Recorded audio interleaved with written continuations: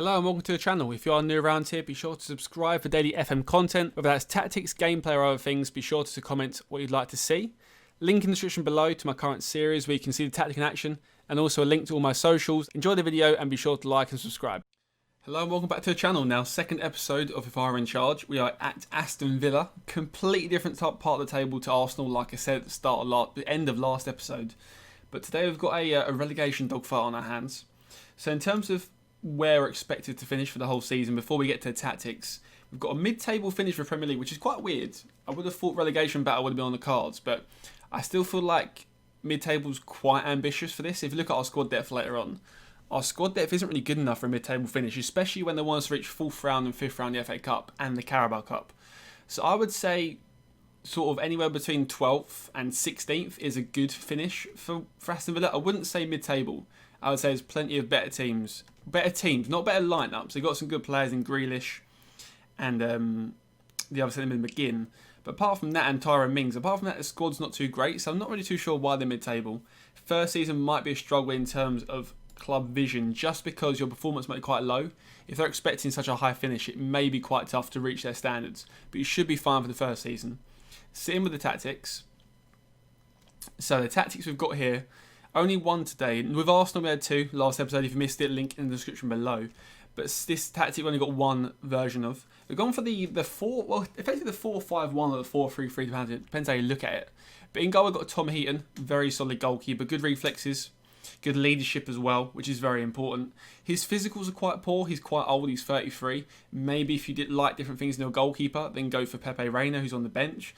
But overall, I think that Tom Heaton's a very, very good leader at the back and a very good goalkeeper.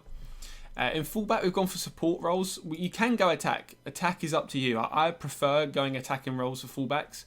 However, when you're sort of a poorer team, you may be left exposed, especially if your wingers don't get back, which we'll get on to later. Gilbert at right back, you could utilise his long throws if you wanted to. But once again, work rates. You'll see in all these saves, all these videos, work rates for me are huge. Work rates is so important this year. But he's a pretty good defensive fullback and he can cross quite well. He can't dribble, hence the support.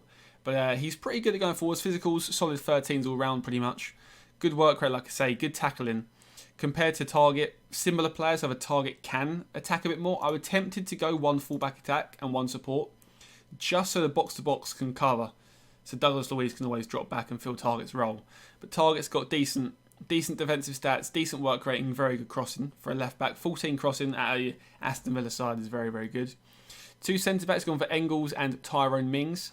Now Tyrone Mings can play left back, but I think he's pretty much nailed on for a centre back role. He can cover if Target does get injured. But I've got Neil Taylor in the reserve somewhere. But for Tyrone Mings, definitely a ball playing centre back, good passing and good vision, same as Engels. So that does come in handy if you're keeping the ball and not losing it too urgently, which we'll get into in the custom tactics as well. But you'll see why these roles sort of mixed in with the current tactics we've got on the left-hand side here. McGinn as a Mazzala, it was quite tough picking what role to have him. I knew what I was going to put in my first team. He is probably one of their best midfielders, like I said. However, he can also play as a box-to-box.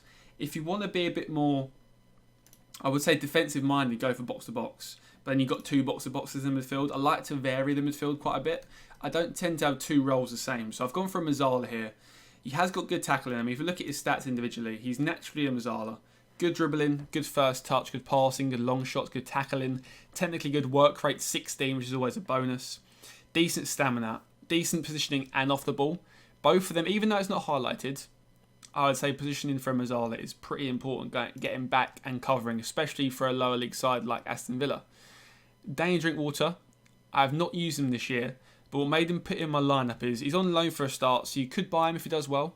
He is naturally a box-to-box, however, his 15 tackling is probably the best in the squad in terms of midfielders. So I definitely have him as your DLP defend. You could play him as a ball winner, however, I don't recommend that at all, just because his marking is 7, and that would not work well at all. So I've gone for a DLP defend there. He would do a pretty solid job there, I'm pretty sure of that. And Douglas Luiz next to him, he can also go into holding midfield, but more of a segundo volante. So I've kind of stuck him as a centre mid box to box. Like I said, good dribbling, good finishing, good first touch, pretty much all round what you need for a box to box.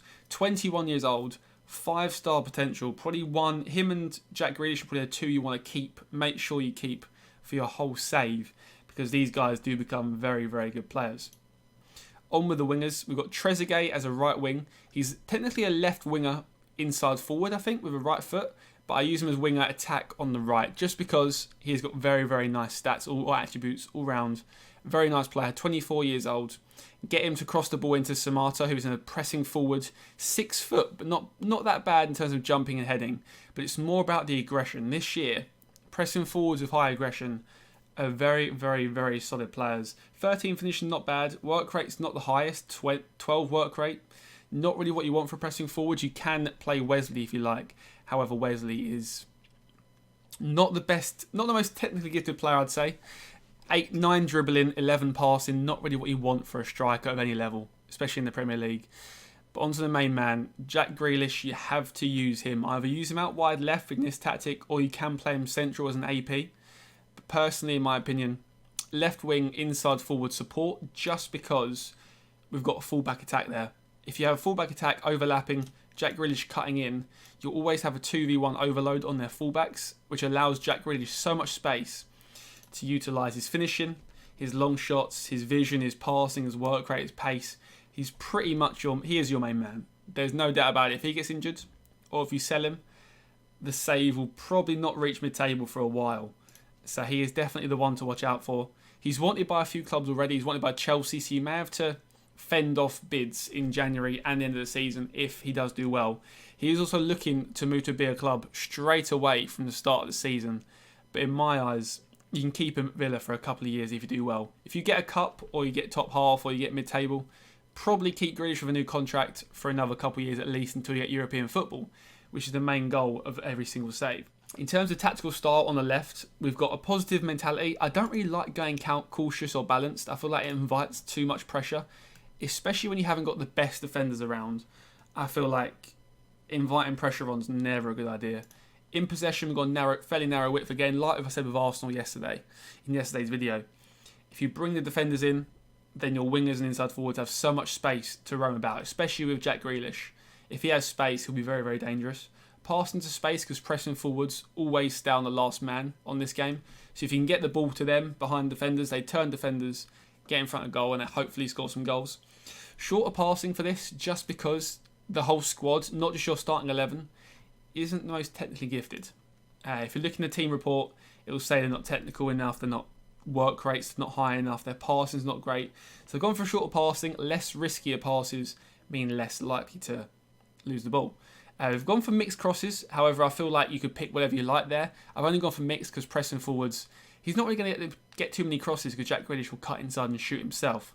But sometimes I like to go low, but I think mixed overall for this team is a pretty good setup for him.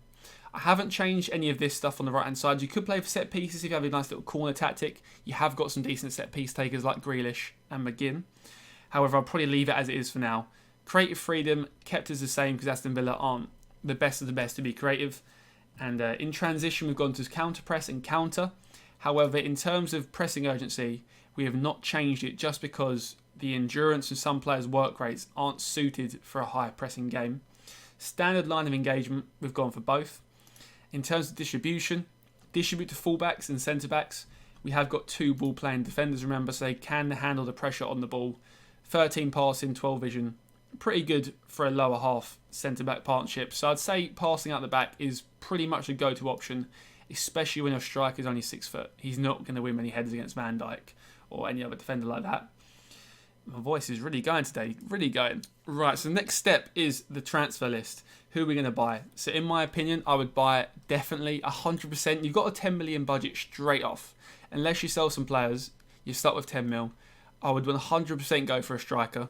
Wesley isn't technical enough, really. He's good physically and mentally. However, if you want that top quality striker, he's not going to be the one for you. Samata could definitely be improved on. He's 26 years old, so I'm looking at probably a young, hungry, quick, good finisher, striker. If you can get a wonder kid for cheap, look online for some wonder kids, but I definitely recommend Esposito.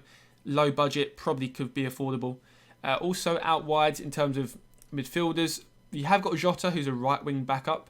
I would look for backup for Jack Grealish. You could play Trezeguet on the left and then play Jota on the right, but you're still left with 3 wingers, as El Mohammadi is not the best winger. He's more of a right midfielder. So definitely invest in a winger, ideally either side, but maybe just left or right wing. Centre mids, you're fine with for the season. You've got Grealish can play there, McGinn, Drinkwater, Douglas Luiz, so many others as well. Left backs, you're more than covered. Centre backs, if a cheap option comes up, maybe even someone like Kehrer, if he normally transfer listed first season for quite cheap, maybe go for someone like him, a decent wage, but I feel like he would improve quality definitely on defence. You've got 2 or 3 top quality for Villa centre backs at the moment. I'd definitely look for buying a third or a fourth. In terms of right backs, I'd say for a year you're probably fine, but when you get more money in the second season from finishing well, I'd probably say invest in a right back. Goalkeepers, maybe extend Pepe's loan, maybe buy him permanently, but Heaton could do more than enough for a couple of seasons. He's 33 years old. Once you hit 36 mark, I'd look to replace him. It depends how much money you get. If you finish first season and you get a 100 million bid for Grealish, by all means take it and invest the whole squad. But first season, I'd say a winger, a striker, and if you can, a centre back for £10 million. Hope you guys enjoyed the video, guys. Let me know in the comments if you agree or disagree, and what would you change and what would you like to see next. And see you later, guys. Like the video and subscribe if you're new around here, and have a good day.